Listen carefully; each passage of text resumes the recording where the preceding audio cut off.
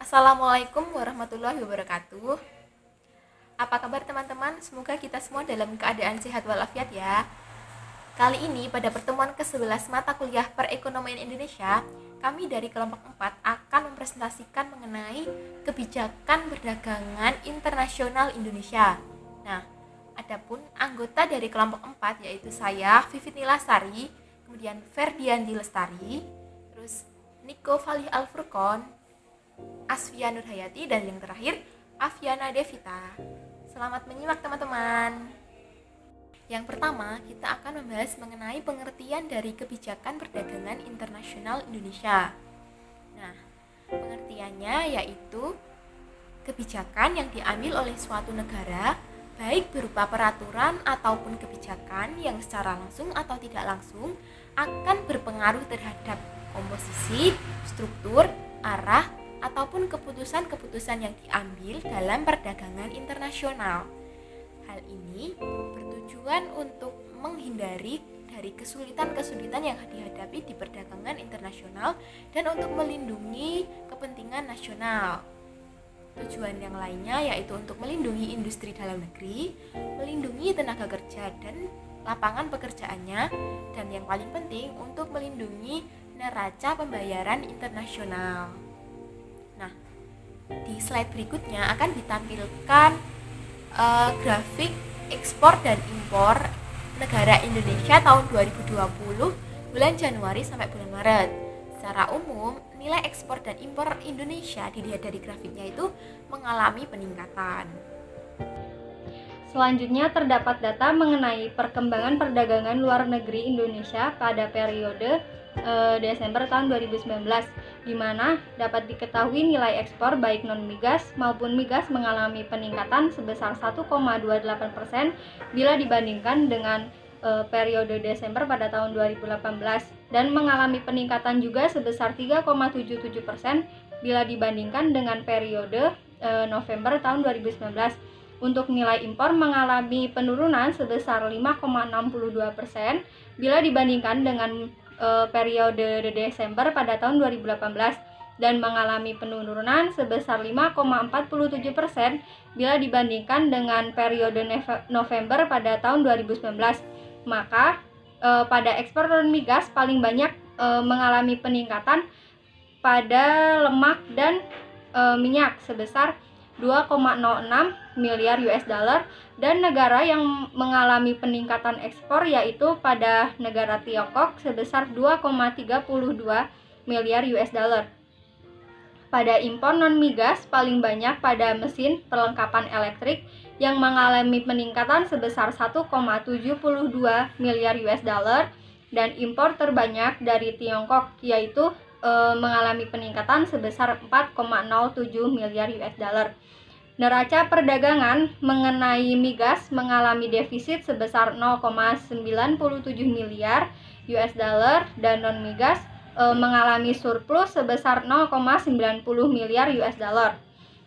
Kebijakan industri, di mana visi pembangunan industri nasional sebagaimana yang tercantum dalam Peraturan Presiden Nomor 28 Tahun 2008 tentang kebijakan industri nasional adalah Indonesia menjadi negara industri tangguh pada tahun 2025, dengan visi antara pada tahun 2020 sebagai negara industri maju baru, karena sesuai dengan Deklarasi Bogor tahun 1995 antara para kepala negara APEC. Pada tahun tersebut liberalisasi di negara APEC sudah harus terwujud.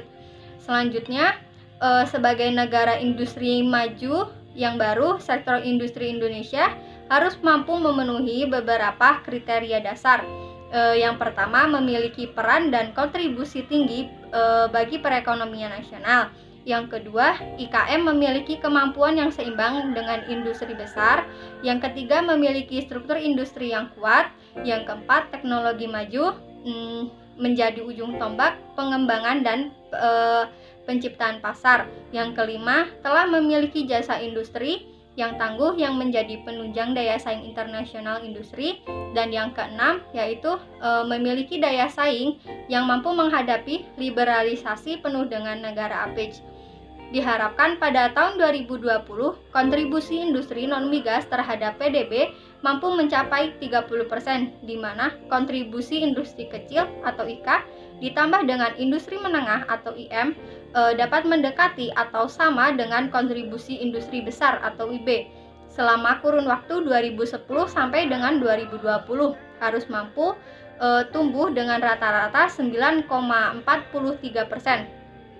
Dengan pertumbuhan IK sebesar 10%, IM sebesar 17,47%, dan industri besar atau IB sebesar 6,34%. Pada tahun tersebut, liberalisasi di negara APEC sudah harus terwujud. Selanjutnya, sebagai negara industri maju yang baru, sektor industri Indonesia harus mampu memenuhi beberapa kriteria dasar. Yang pertama, memiliki peran dan kontribusi tinggi bagi perekonomian nasional. Yang kedua, IKM memiliki kemampuan yang seimbang dengan industri besar. Yang ketiga, memiliki struktur industri yang kuat. Yang keempat, teknologi maju menjadi ujung tombak pengembangan dan penciptaan pasar. Yang kelima, telah memiliki jasa industri yang tangguh yang menjadi penunjang daya saing internasional industri. Dan yang keenam, yaitu memiliki daya saing yang mampu menghadapi liberalisasi penuh dengan negara APEC. Diharapkan pada tahun 2020, kontribusi industri non-migas terhadap PDB mampu mencapai 30%, di mana kontribusi industri kecil atau IK ditambah dengan industri menengah atau IM dapat mendekati atau sama dengan kontribusi industri besar atau IB. Selama kurun waktu 2010 sampai dengan 2020 harus mampu tumbuh dengan rata-rata 9,43%. Dengan pertumbuhan IK sebesar 10%, IM sebesar 17,47%, dan industri besar atau IB sebesar 6,34%. Dalam mewujudkan target-target tersebut, Kementerian Perindustrian telah menetapkan sebuah pendekatan, yaitu ada dua kebijakan tentang pendekatan untuk daya saing industri nasional. Yang pertama yaitu adalah melakukan pendekatan top down dengan pengembangan 35 klaster industri prioritas yang direncanakan dari pusat dan diikuti oleh partisipasi daerah yang dipilih berdasarkan daya saing internasional. Yang kedua adalah melakukan pendekatan bottom up dengan penetapan kompetisi inti industri daerah yang merupakan keunggulan daerahnya, di mana pusat turut membangun pengembangannya sehingga daerah memiliki daya saing. Ini lebih ke seperti otonomi daerah setiap daerah masing-masing. Nah, selanjutnya itu ada data tentang sasaran pembangunan industri nasional tahun 2016 sampai 2019. Di sini ada beberapa indikator 1 sampai 8. Nah, di sini adalah rancangan berapa persen tenaga ini bisa terserap. Nah, di sini dari persentase nilai tambah sektor industri yang diciptakan di luar Pulau Jawa itu sudah mencapai 29,4. Nah, selanjutnya untuk mencapai sasaran kuantitatif diperlakukan persyaratan sebagai berikut. Ada 4 syarat, yaitu pertama, landasan hukum terkait, pembagian kewenangan lintas kementerian lembaga tentang pembinaan, pengembangan dan juga pengaturan industri. Yang kedua adalah terbangunnya infrastruktur yang dapat mendukung peningkatan produksi dan kelancaran distribusi. Dan yang ketiga adalah kebijakan terkait sumber daya alam yang mendukung pelaksanaan program hilirisasi industri secara optimal. Dan yang terakhir adalah terbentuknya lembaga pembiayaan pembangunan industri. Nah, di sini ada data lagi tentang rencana pembangunan kawasan industri 2015 sampai 2019. Nah, di sini ada nama kawasan industri untuk setiap daerah seperti Teluk Bintani sebagai industri pupuk dan petrokimia. Terus Pulau Sulawesi Tengah ada industri rotan, argo dan industri lainnya. Di sini pemerintah melakukan kebijakan industri di mana memang benar-benar kawasan tersebut atau daerah-daerah tersebut membangun sebuah kawasan industri yang sesuai dengan potensi daerah masing-masing, yaitu untuk mengisi kekosongan-kekosongan dan untuk meningkatkan industri di daerah tersebut. Selanjutnya yaitu ada kerjasama luar negeri atau sering disebut juga kerjasama internasional. Jadi kerjasama internasional ini kerjasama yang melibatkan negara-negara di seluruh dunia atau sebagian besar negara di dunia. Semisal Indonesia bekerja sama dengan negara Malaysia atau Singapura atau Australia. Dilakukannya itu dalam rangka untuk pemenuhan kebutuhan rakyatnya dan untuk kepentingan politik luar negeri dari masing-masing negara tersebut. Selanjutnya, kerjasama internasional ini juga salah satu usaha negara untuk menyelaraskan kepentingan yang sama dengan negara yang akan dilakukan kerjasama.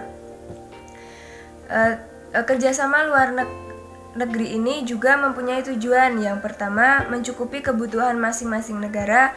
Yang kedua, memperkuat perekonomian negara, perdagangan, dan investasi. Yang ketiga, meningkatkan kerjasama dalam ilmu pengetahuan dan teknologi. Yang keempat, menciptakan rasa aman dan menegakkan perdamaian dunia. Yang kelima, mencegah atau menghindari konflik. Yang keenam, mempererat hubungan persahabatan antar negara. Selanjutnya ada tabel Outlook Ekonomi Global tahun 2018. Berikut adalah tabel Outlook Ekonomi Global pada tahun 2019, dapat dilihat realisasinya pada tahun 2018 serta konsensus forecast-nya.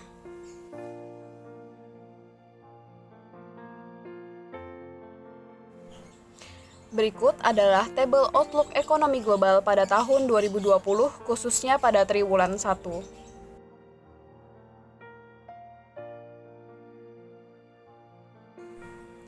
Aktivitas ekonomi global yang sempat membaik pada triwulan keempat 2019 sempat memberikan harapan ekonomi yang lebih baik pada tahun 2020. Namun tertahan bahkan dapat jatuh lebih dalam akibat adanya wabah COVID-19 yang meluas pada Januari 2020 dan meluas ke berbagai negara. Pada Januari 2020, IMF merevisi ke bawah outlook ekonomi global 2020 menjadi 3,3% year on year dari 3,4% year on year pada Oktober 2019.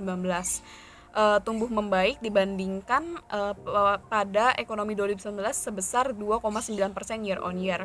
Proyeksi IMF tersebut belum memperhitungkan wabah COVID-19 sehingga IMF diperkirakan akan merevisi kembali proyeksi outlook ekonomi global. Sementara itu, OECD memprediksi wabah COVID-19 akan berdampak signifikan terhadap ekonomi dunia. OECD memperkirakan outlook ekonomi global 2020 tumbuh 2,4% year on year, melambat dibandingkan pertumbuhan ekonomi 2019 yaitu sebesar 2,9 year on year. Perlu diketahui juga bahwa pertumbuhan ekonomi Indonesia pada triwulan pertama 2020 hanya sebesar 2,97% year on year, di mana angka tersebut lebih kecil daripada prediksi pemerintah sebelumnya yaitu sebesar 4,5% year on year. Pertumbuhan ekonomi Indonesia di bawah 5% ini terjadi akibat adanya wabah COVID-19 yang sempat melambatkan adanya aktivitas ekonomi di Indonesia.